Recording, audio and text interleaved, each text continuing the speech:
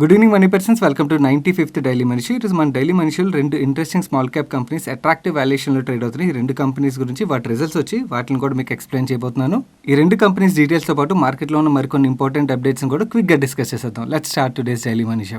మనం ముందుగా market update చూసినట్టయితే ఈరోజు సెషన్లో సెన్సెక్స్ 189 పాయింట్స్ కరెక్టే 52,735 పాయింట్స్ దగ్గర క్లోజ్ అయింది. నిఫ్టీ 45 పాయింట్స్ కరెక్టే 15,814 పాయింట్స్ దగ్గర క్లోజ్ అయింది. ఈరోజు మార్కెట్ని pharma, metals and industrial manufacturing sectors పాజిటివ్గా డ్రైవ్ చేసినట్టయితే oil and gas, financial services and IT sectors drag చేశాయి.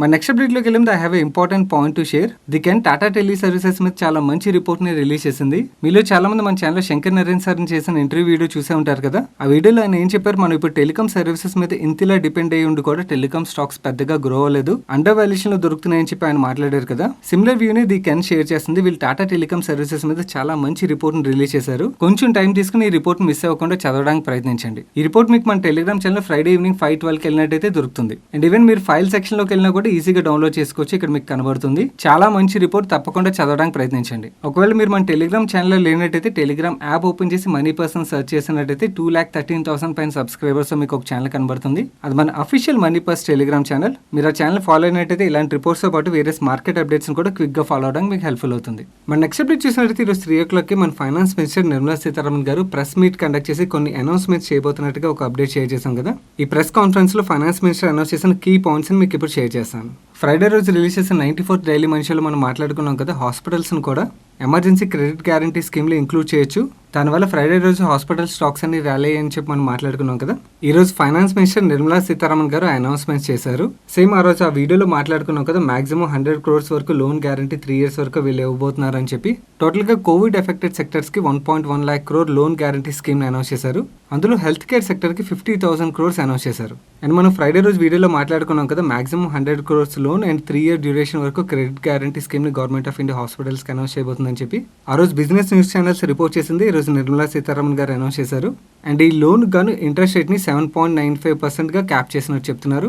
అండ్ ఈ స్కీమ్ 8 మెట్రో సిటీస్ ఏవైతే ఉన్నాయో ఆ మెట్రో సిటీస్ ని అవాయిడ్ చేసి మిగిలిన అదర్ సిటీస్ ఏవైతే ఉన్నాయో ఆ సిటీస్ లో న్యూ ప్రాజెక్ట్స్ కానీ లేకపోతే ఎగ్జిస్టింగ్ కెపాసిటీ ఎక్స్పాన్షన్ కానీ మెడికల్ ఇన్ఫ్రాస్ట్రక్చర్ ఆ సిటీస్ లో డెవలప్ చేయడానికి ఈ లోన్స్ తీసుకోవచ్చు. అండ్ ఎగ్జిస్టింగ్ హాస్పిటల్స్ యొక్క కెపాసిటీని ఎక్స్పాండ్ చేసినట్టయితే 50% లోన్ వరకు క్రెడిట్ గ్యారంటీ వస్తుంది. అదే న్యూ ప్రాజెక్ట్స్ అయినట్టయితే 75% లోన్ వరకు క్రెడిట్ గ్యారంటీ వస్తుంది. అండ్ వీళ్ళు ఏవైతే డిస్ట్రిక్ట్స్ని ఆస్పిరేషనల్ డిస్ట్రిక్ట్స్గా రికగ్నైజ్ చేశారో ఆ డిస్ట్రిక్ట్స్లో న్యూ ప్రాజెక్ట్స్ అయినా లేకపోతే ఎగ్జిస్టింగ్ కెపాసిటీ ఎక్స్పాన్షన్కైనా 75% లోన్ వరకు ఈ గ్యారంటీ వర్తిస్తుంది. అండ్ ఈ కోవిడ్ వల్ల ఎఫెక్ట్ అయిన మిగిలిన అదర్ సెక్టర్స్ ఏవైతే ఉన్నాయో ఆ సెక్టర్స్కి 60,000 crores వరకు ఈ క్రెడిట్ గ్యారంటీ ఇవ్వనున్నారు. అండ్ మిగిలిన అదర్ సెక్టర్స్కి ఏవైతే లోన్స్ ఇస్తారో ఆ లోన్స్కి ఇంట్రెస్ట్ రేట్ క్యాప్ని 8.25%గా ఫిక్స్ చేశారు. అండ్ అలాగే 2020 మేలో అనౌన్స్ చేసిన ఆత్మనిర్భర్ భారత్ ప్యాకేజ్ ఏదైతే ఉన్నదో ఆ ప్యాకేజ్లోని ఎమర్జెన్సీ క్రెడిట్ లింక్డ్ గ్యారంటీ స్కీమ్ని అనౌన్స్ చేశారు కదా. ఆ ఎమర్జెన్సీ క్రెడిట్ లింక్డ్ గ్యారంటీ స్కీమ్ని ఇప్పుడు ఎక్స్టెండ్ చేశారు.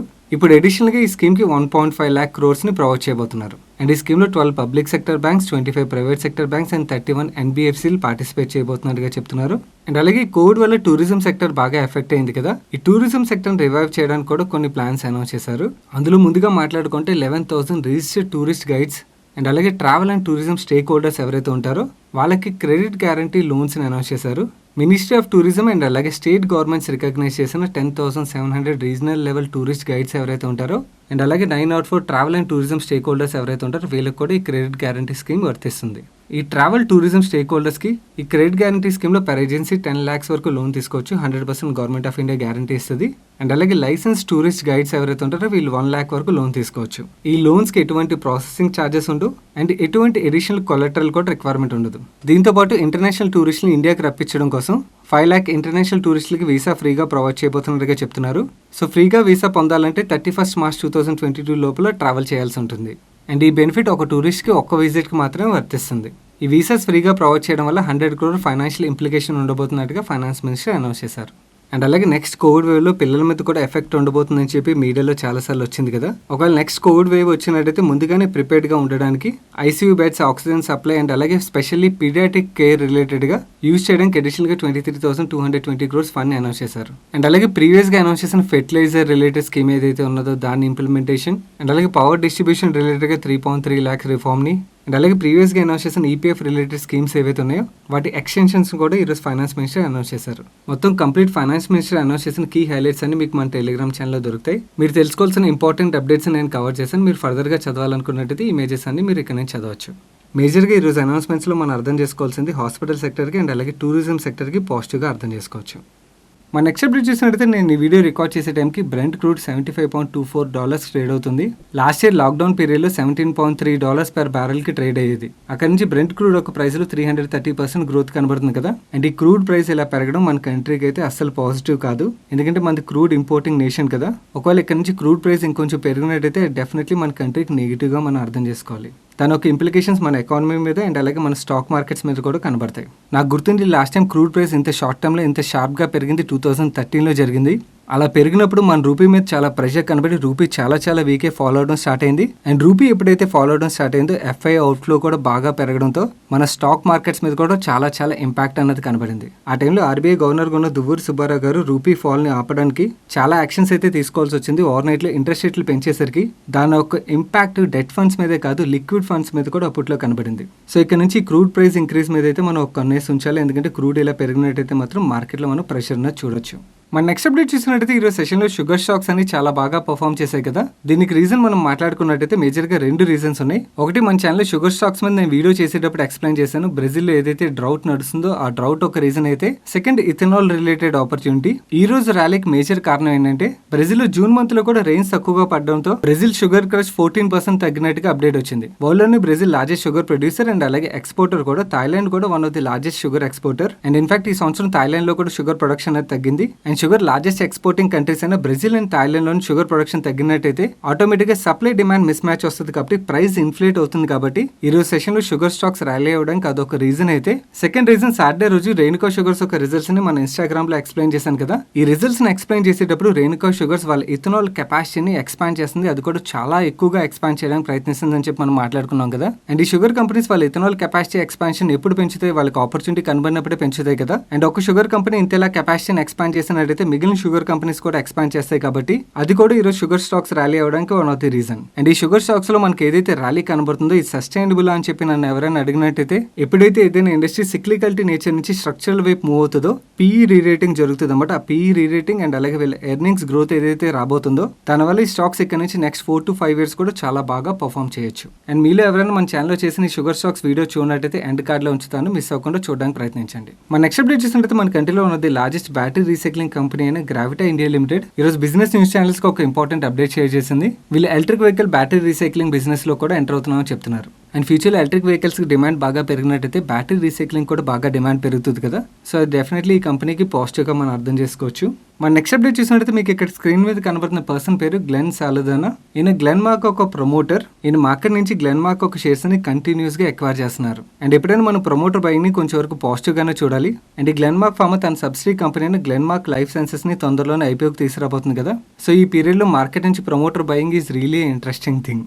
ఈ గ్లెన్ మార్క్ ఫార్మా ఒక ప్రమోటర్స్ మార్కెట్ నుంచి షేర్స్ కొంటున్నారని అప్డేట్ వచ్చేసరికి ఈరోజు సెషన్లో స్టాక్ పాజిటివ్గా రియాక్ట్ అయ్యి 3.47% పెరిగింది. మన నెక్స్ట్ అప్డేట్ చూసినట్లయితే మన ఛానల్లో జనవరి మంత్లోని రియల్ ఎస్టేట్ గ్రోత్తో లాభపడిన 5 స్టాక్స్ అని చెప్పి ఒక వీడియో చేశాం కదా. ఆ 5 స్టాక్స్లో పార్ట్ అయిన ఎక్రిసిల్ వాళ్ళ కెపాసిటీ ఎక్స్పాన్షన్ అనౌన్స్ చేసింది ఈరోజు. వీళ్ళు existing 7 lakh units cards kitchen sinks capacity ఏదైతే ఉన్నదో దానికి అడిషనల్గా 1,40,000 యూనిట్స్ కెపాసిటీని ఇంక్రీజ్ చేయబోతున్నట్టుగా వీళ్ళు చెప్తున్నారు. ఇది వీళ్ళ ఎగ్జిస్టింగ్ కెపాసిటీకి 20% ఇంక్రీజ్. వీళ్ళు రీసెంట్గానే కెపాసిటీని ఎక్స్పాండ్ చేశారు.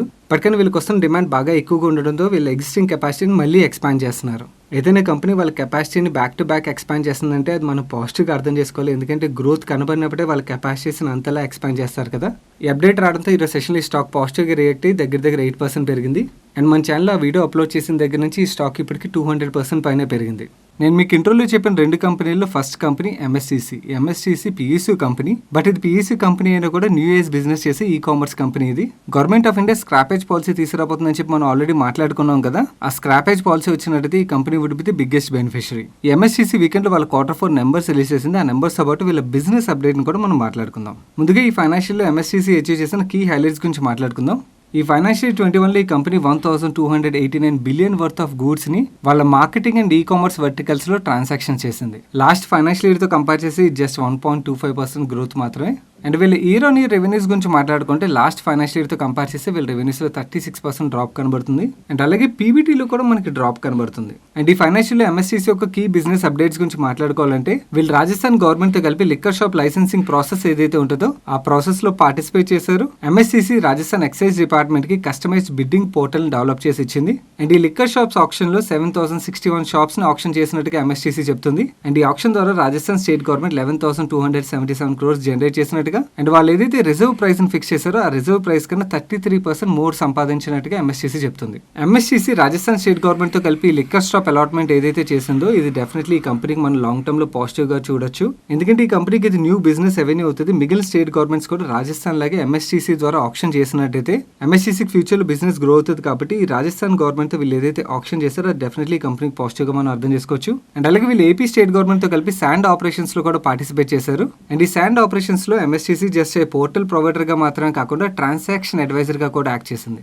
అండ్ వీళ్ళు జనరేట్ చేసిన నెంబర్స్ గురించి మాట్లాడుకుంటే లాస్ట్ ఇయర్ Q4 తో కంపేర్ చేస్తే వీళ్ళు రెవెన్యూ ఫ్రమ్ ఆపరేషన్స్ లో చాలా మంచి గ్రోత్ డెలివర్ చేశారు. అండ్ ఈవెన్ లాస్ట్ క్వార్టర్ తో కంపేర్ చేసినా కూడా చాలా మంచి గ్రోత్ డెలివర్ చేశారు. అండ్ అలాగే మీకు ఈ Q4 లో అదర్ ఇన్కమ్ ఎక్కువగా కనబడుతుంది. అండ్ అలాగే ప్రొవిజన్స్ ఎక్కువగా కనబడతాయి. ఇది జస్ట్ అకౌంటింగ్ ఎంట్రీ, ఇగ్నోర్ చేసేయండి. ఈ కంపెనీ యొక్క ప్రాఫిట్ మీద అది ఎటువంటి ఇంపాక్ట్ క్రియేట్ చేయదు, ఎందుకంటే ఒకదానికొకటి సెట్ ఆఫ్ అయిపోతున్నాయి. అండ్ ప్రాఫిటబిలిటీ విషయంకి వచ్చినట్టయితే లాస్ట్ ఇయర్ Q4 లో వీళ్ళు 11 crores ప్రాఫిట్ జనరేట్ చేసినట్టయితే ఈ Q4 లో 75 crores ప్రాఫిట్ జనరేట్ చేశారు, which is really big jump. And last quarter వీళ్ళు జనరేట్ చేసిన ప్రాఫిట్ జస్ట్ 4.7 crores మాత్రమే. సో ఈవెన్ లాస్ట్ క్వార్టర్ తో కంపేర్ చేసినా కూడా చాలా మంచి గ్రోత్ డెలివర్ చేశారు. కాకపోతే మేనేజ్మెంట్ వాళ్ళ కాన్ఫరెన్స్ కాల్ లో క్లియర్ గా చెప్పింది ఫ్యూచర్ లో మాకు మంచి గ్రోత్ వస్తుంది, కానీ ఇంత ఇలా అబ్నార్మల్ గ్రోత్ అయితే మీరు ఎక్స్పెక్ట్ చేయకండి. కమింగ్ క్వార్టర్స్ లో గుడ్ గ్రోత్ ని డెలివర్ చేస్తామని మేనేజ్మెంట్ కామెంట్ చేసింది. అండ్ సెగ్మెంట్ వైజ్ మాట్లాడుకుంటే ఎంఎస్సీసీకి మేజర్ గా 3 సెగ్మెంట్లు ఉన్నాయి. ఒకటి మార్కెటింగ్, ఇంకోటి ఈ కామర్స్, ఇంకోటి స్క్రాపేజ్ రికవరీ. మార్కెటింగ్ సెగ్మెంట్ లో లాస్ట్ ఇయర్ Q4 తో కంపేర్ చేసాం అనుకోండి చాలా అబ్నార్మల్ గ్రోత్ మనకు కనబడుతుంది. అండ్ ఈవెన్ లాస్ట్ క్వార్టర్ తో కంపేర్ చేసినా కూడా ఈ సెగ్మెంట్ లో చాలా మంచి గ్రోత్ డెలివర్ చేశారు రెవెన్యూస్ లో.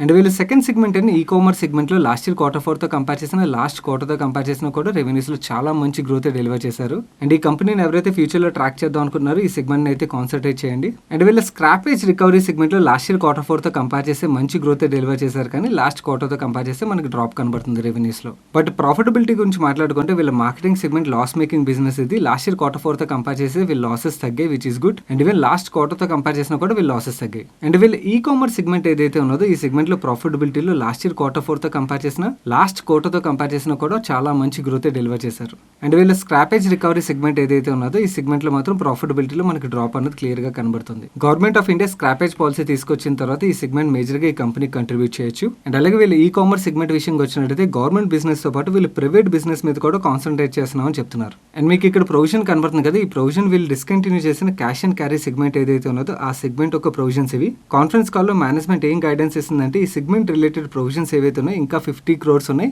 ఆ 50 crores కూడా ప్రొవిజన్ చేసినట్టయితే కంప్లీట్ క్లియర్ అయిపోతుంది, బ్యాలెన్స్ షీట్ ఇంకొంచెం హెల్తీగా కనబడుతుంది అని చెప్తుంది మేనేజ్మెంట్. అండ్ అలాగే గవర్నమెంట్ ఆఫ్ ఇండియా పీఎస్యూస్ దగ్గర ల్యాండ్ బ్యాంక్ చాలా ఐడియల్ గా ఉన్న ల్యాండ్ బ్యాంక్ ని సేల్ చేద్దాం అని చెప్పి చూస్తుంది కదా, ఆ ల్యాండ్ బ్యాంక్ సేల్ లో ఎంఎస్టీసీ కీ రోల్ ప్లే చేయనున్నది. అండ్ రీసెంట్ గా పీఎస్యూ బ్యాంక్స్ వాళ్ళ బ్యాడ్ డెట్ ఏదైతే ఉన్నదో ఎన్పీఎస్ ద్వారా వాళ్ళు రికవర్ చేసిన ప్రాపర్టీస్ ఏవైతే ఉన్నాయో ఆ ప్రాపర్టీస్ ని కూడా వీళ్ళు ఎంఎస్టీసీ ప్లాట్ఫామ్ ద్వారా సేల్ చేస్తున్నారు. అండ్ అలాగే ఎంఎస్టీసీ వాళ్ళ ప్లాట్ఫామ్ లో మెటల్స్ ని కూడా ఆప్షన్ చేస్తుంటుంది. మెటల్ ప్రైస్ ఇంక్రీజ్ అయినట్టయితే అగైన్ ఇది వీళ్ళకి పాజిటివ్ గా మనం అర్థం చేసుకోవచ్చు.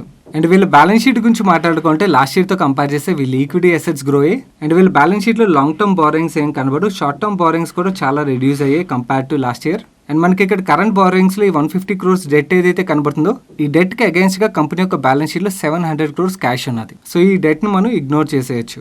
ఎంఎస్సీసీ board 10 rupee face value share మీద 44% అంటే ₹4.40 డివిడెండ్ రికమెండ్ చేసింది. అండ్ ఎంఎస్టీసీ 19.8% ROC జనరేట్ చేస్తుంది అండ్ 21.9% ROE జనరేట్ చేస్తుంది.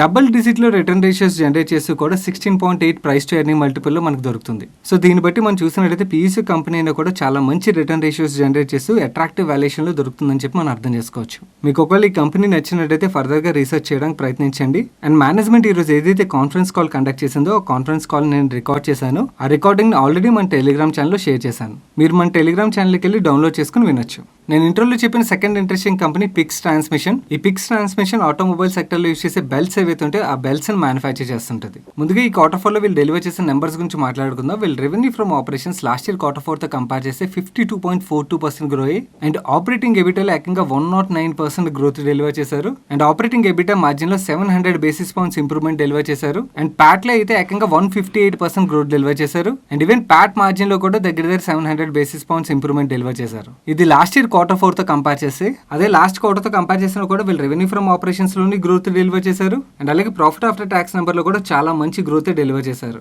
అండ్ వీళ్ళు బ్యాలెన్స్ షీట్ గురించి మాట్లాడుకుంటే ఈక్విటీ అసెట్స్ గ్రో అయ్యి లాంగ్ టర్మ్ బారోయింగ్స్ లో రిడక్షన్ కనబడుతుంది. And even short term borrowings లో కూడా రిడక్షన్ కనబడుతుంది, which is really good. Pix board 10 rupee face value share మీద 50% అంటే 5 రూపీస్ డివిడెండ్ రికమెండ్ చేసింది. అండ్ ఈ పిక్స్ జనరేట్ చేసిన రిటర్న్ రేషియో చూసినట్టయితే వీళ్ళు 27% ఆర్ఓసీ జనరేట్ చేస్తున్నారు, 24% ఆర్ఓఈ జనరేట్ చేస్తున్నారు.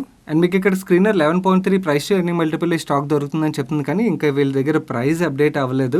ఈ రోజు సెషన్ లో ఈ స్టాక్ ఎంతలా గ్రో అయినా కూడా 13 ప్రైస్ టు ఎర్నింగ్ మల్టిపుల్ లో మనకు దొరుకుతుంది. అంటే అగైన్ చాలా మంచి రిటర్న్ రేషియోస్ జనరేట్ చేసి అట్రాక్టివ్ వాల్యుయేషన్ లో దొరుకుతుందని చెప్పి మనం అర్థం చేసుకోవచ్చు. మన నెక్స్ట్ అప్డేట్ చూసినట్టయితే మన ఛానల్లో ప్రీవియస్గా గోల్డియం ఇంటర్నేషనల్ గురించి మాట్లాడుకున్నాం కదా. ఆ company 400 million rupees worth export ఆర్డర్ని ఈరోజు విన్ అయింది. 400 మిలియన్ ఆర్డర్ అంటే ఈ కంపెనీ ఇయర్లీ జనరేట్ చేసే రెవెన్యూలోనే అది 10% రెవెన్యూ అవుతుంది, కాబట్టి అది ఈ కంపెనీకి పాజిటివ్గా మనం అర్థం చేసుకోవచ్చు. మన నెక్స్ట్ అప్డేట్ చూసినట్లయితే Gujarat based electric 2 wheelers manufacture చేసి సేల్ చేసే వార్డ్ విజార్డ్ ఈరోజు ఒక అప్డేట్ రిలీజ్ చేసింది. ఈ అప్డేట్లో వీళ్ళు ఏం చెప్తున్నారంటే వీళ్ళు డీలర్షిప్ నెట్వర్క్ని 100కి తీసుకెళ్లబోతున్నట్టుగా ఈ ఫైనాన్షియల్లో వీళ్ళు చెప్తున్నారు. అండ్ అలాగే ఈ ఫైనాన్షియల్లో 9,000 to 10,000 ఎలక్ట్రిక్ వెహికల్స్ని సేల్ చేయబోతున్నట్టుగా చెప్తున్నారు. FAME 2 scheme electric vehicle manufacturing కంపెనీస్కి అయితే బిగ్ బూస్ట్ అయితే ఇవ్వబోతుంది. నిజంగా వీళ్ళు ఇంతలా ఎక్స్పాండ్ చేయగలిగినట్లయితే అది ఈ కంపెనీకి మనం పాజిటివ్గా అర్థం చేసుకోవచ్చు. మన నెక్స్ట్ అప్డేట్ చూసినట్టయితే సిఎన్బిసి టీవీ 18 నుంచి పిఎస్యూ బ్యాంక్ ప్రైవేటైజేషన్ రిలేటెడ్గా ఒక అప్డేట్ వచ్చింది. ఈ అప్డేట్లో వీళ్ళు ఏం చెప్తున్నారంటే పిఎస్యూ బ్యాంక్స్ ఒక ప్రైవేటైజేషన్ కోసం ఏర్పడిన క్యాబినెట్ సెక్రటరీ ప్యానల్ ఏదైతే ఉన్నదో ఆ panel Indian overseas Bank and Central Bank ని మోస్ట్ లైక్లీ సెలెక్ట్ చేయబోతున్నట్టుగా వీళ్ళు చెప్తున్నారు. అండ్ అలాగే ఈ అప్డేట్లో వీళ్ళు ఏం చెప్తున్నారంటే ఫైనాన్స్ మినిస్ట్రీ ఈ PSU banks privatisation related legislative amendments ఏవైతే చేయాలో దాని మీద వర్క్ చేస్తున్నట్టుగా వీళ్ళు చెప్తున్నారు. ఈ అప్డేట్ రావడంతో ఈరోజు సెషన్లో Indian overseas bank share and అలాగే central bank of India share కూడా పాజిటివ్గా రియాక్ట్ అయ్యాయి. That's it for today's daily money show guys. ఈరోజు డైలీ మనీ షోలో షేర్ చేసిన అప్డేట్స్ మీకు హెల్ప్ఫుల్ ఇప్పటివరకు వీడియోని లైక్ చేయనట్లయితే వీడియోని తప్పకుండా లైక్ చేయండి. అండ్ ఈ video me friends and family మెంబర్స్కి హెల్ప్ఫుల్ అవుతుందంటే వాళ్ళు తప్పకుండా షేర్ చేయండి. అండ్ మీరు ఇదే ఫస్ట్ టైం మన మనీ పర్స్ ఛానల్కి వచ్చి ఛానల్ సబ్స్క్రైబ్ చేయనట్టయితే ఇక్కడ సబ్స్క్రైబ్ బటన్ మీద క్లిక్ చేసి ఛానల్ సబ్స్క్రైబ్ చేస్తూ పక్కన బెల్ ఐకాన్లోని ఆల్ నోటిఫికేషన్స్ యాక్టివేట్ చేసుకోండి. నేను సాయి కృష్ణ పత్రి, రేపు డైలీ మనీ షోలో కలుస్తాను. Till then good night.